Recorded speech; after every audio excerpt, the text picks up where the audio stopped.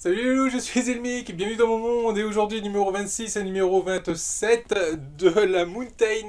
Et dans ce numéro double, on va mettre en place les sabots de frein qui permettront à cette locomotive de pouvoir s'arrêter lorsqu'il y a besoin de s'arrêter. Dans ce numéro, alors c'est assez particulier, je n'ai jamais vu ça depuis des années que je monte des maquettes presse. C'est la première fois que je vois ça. Dans le numéro 26, on va mettre en place des pièces qu'on a eues dans le numéro 25. Dans le numéro 27, on va mettre en place les pièces du numéro 26. Et les pièces du numéro 27, eh ben on les montrera dans le numéro 28. Ça, y a rien à comprendre, j'ai jamais vu ça. Je sais pas ce qui s'est passé à un moment donné. Ils se sont mêlés les pinceaux, j'en sais rien. Mais toujours est-il qu'ils ont sauté les numéros avec les numéros de pièces qui vont bien. Bon, pourquoi pas, hein, l'important c'est qu'on ait les numéros dans ce sens-là, et pas les pièces des numéros d'avant, ça pourrait être, enfin des numéros d'après plutôt, où ça aurait pu être un peu plus embêtant. Bon, bref, allez, on a assez tergiversé. On part du côté du montage et on voit un peu le fascicule et on voit comment ça se monte tout ça. Allez, c'est parti, ça se passe là-bas, suivez-moi.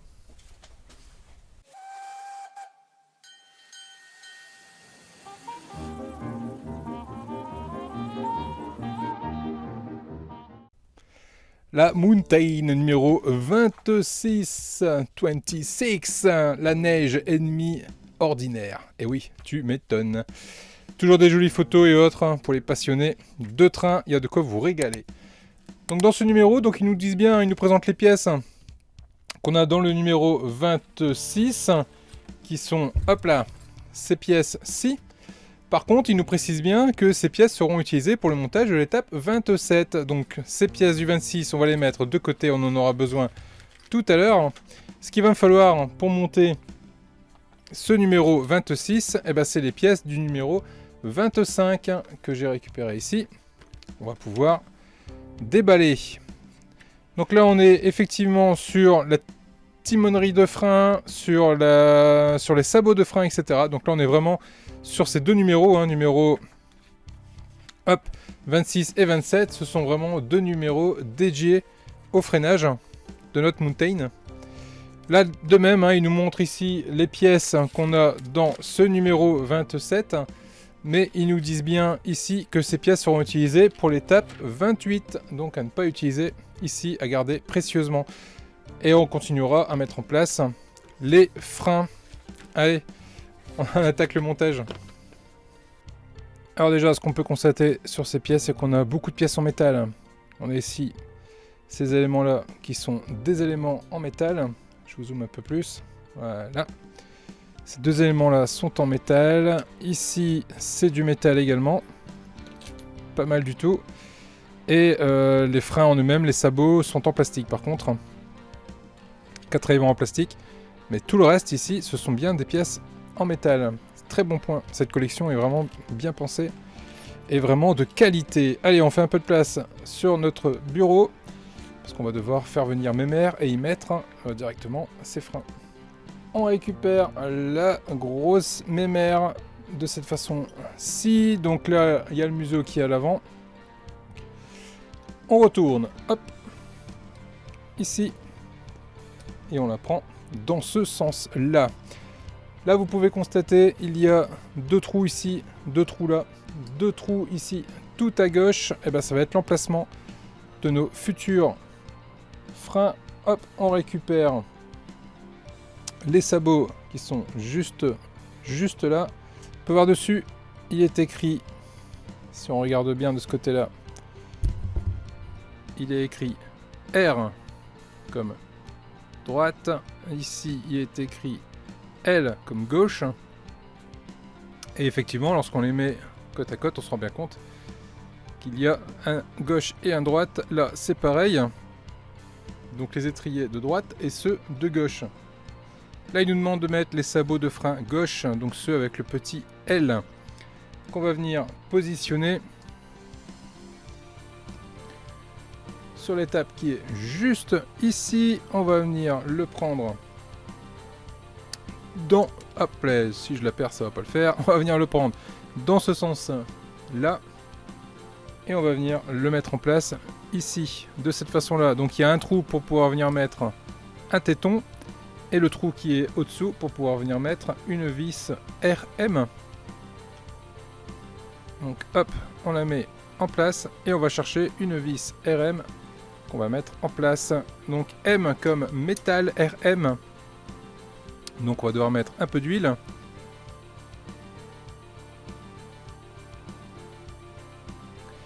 Voilà qui est fait. Le premier est en place. On va récupérer le second L qu'on va venir positionner juste ici sur la roue qui a juste après. Ça va être le même principe. On met le téton dans le trou, on maintient avec son doigt et on récupère une vis RM également.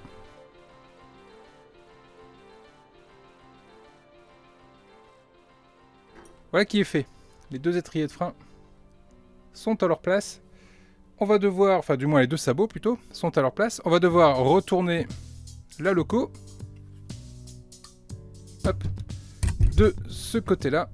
Et là on va voir exactement le même principe, mais on va prendre les R.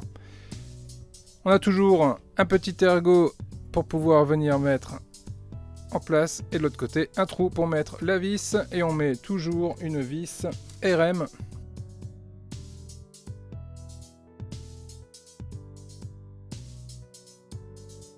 Ok, on fait pareil de l'autre côté, on récupère l'autre sabot et on va venir le mettre juste sur la roue d'à côté.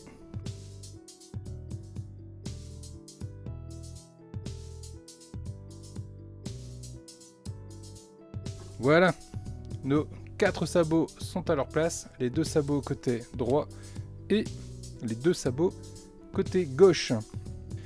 On va prendre, hop, la machine, on va la mettre sur le dos. Voilà. On va récupérer la timonerie de commande des freins. On va venir la positionner ici de chaque côté des 2 sabots qu'on vient de positionner. Donc on va venir avec ici ces éléments-là vers l'avant de la loco. On le positionne de cette façon-là. Et ici, de chaque côté, on va venir positionner des vis EM. C'est toujours le même principe, hein. Je vais visser dans du métal. Donc je prévois un peu d'huile pour venir gentiment serrer ma pièce tout en la maintenant pour pas qu'elle tourne sur elle-même. Je vais pas la serrer à fond, on va faire pareil de l'autre côté et je viendrai serrer à fond une fois que j'aurai mis les 2 côtés.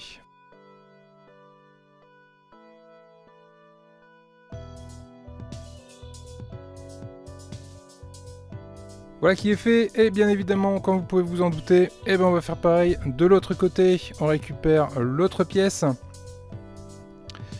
et on va venir gentiment la mettre à sa place, juste ici à l'arrière, de cette façon-là. Et de la même façon, je vais venir mettre des vis EM de chaque côté. A few moments later. Voilà qui est fait. Ici, les 2 timoneries de commande, hop, sont montées et à leur place. Donc là on va continuer à assembler la timonerie de freinage. Donc là c'est formé avec les éléments qui sont ici. Donc les 2 barres du dessus sont exactement les mêmes, donc il n'y a pas de repère particulier. Par contre les 2 barres ici, on a un L qui est ici gravé et un R qui est ici gravé. C'est tout petit, je pense pas que je vais réussir à vous le montrer. Par contre, faites bien attention à ça, ça va avoir son importance tout de suite quand on va venir le mettre en place. Donc là, on va venir mettre en place nos éléments. On va commencer par l'élément qui vient ici. Donc c'est celle marquée d'un L. Donc vous repérez bien le L qui est ici. Alors je ne sais pas si je vais réussir à vous le montrer parce que franchement c'est tout petit. Voilà, avec le reflet, voilà. Donc là il y a le L. Donc lui il va venir se positionner de cette façon-là entre ici et ici.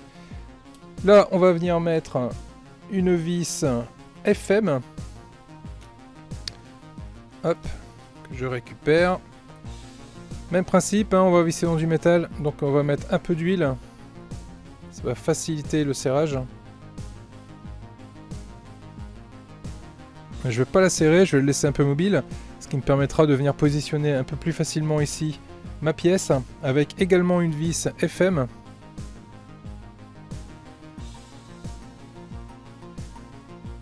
C'est pas la plus simple des vis à mettre, parce que celle-ci, franchement...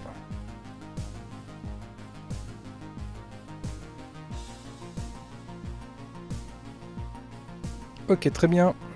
Maintenant, je récupère l'autre, avec le petit R qui est inscrit juste là.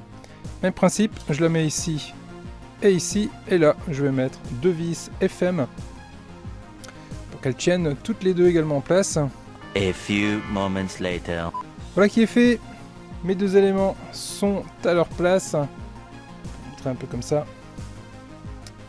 Voilà qui est fait. Et bien il va être temps maintenant de procéder à la mise en place des deux éléments. Donc là ce sont ces éléments là qui sont identiques. Ils vont venir se positionner entre ici et là. On les positionne de cette façon là. Voilà. Pareil de l'autre côté. Et on va venir positionner 2 vis FM de chaque côté. Allez, on assemble ces deux éléments là. Et on vous retrouve tout de suite. A few moments later. Voilà. Les éléments sont à leur place. C'est magnifique, c'est toute beauté. En tout cas, là, les fans de train, franchement, vous avez de quoi vous éclater avec cette collection. Parce qu'il y a des détails, mais absolument partout. Partout. Et ça commence à faire son poids. Allez, on continue avec le numéro 27 et notamment avec les pièces du numéro 26 qui sont là. Le montage, l'assemblage, ça va être quasiment identique. On va devoir venir mettre étrier de frein ici, étrier de frein juste là également. Pareil, étrier de frein, tambour de frein ici, tambour de frein là également, en respectant, comme l'étape précédente, le R et le L. Et ici, on va pouvoir venir mettre les barres qu'on a trouvées juste là, qu'on va pouvoir venir mettre de chaque côté des tambours de frein, et ensuite toutes les pièces qui vont venir se mettre par-dessus. Bref, ça va être du répétita de ce qu'on a déjà eu ici.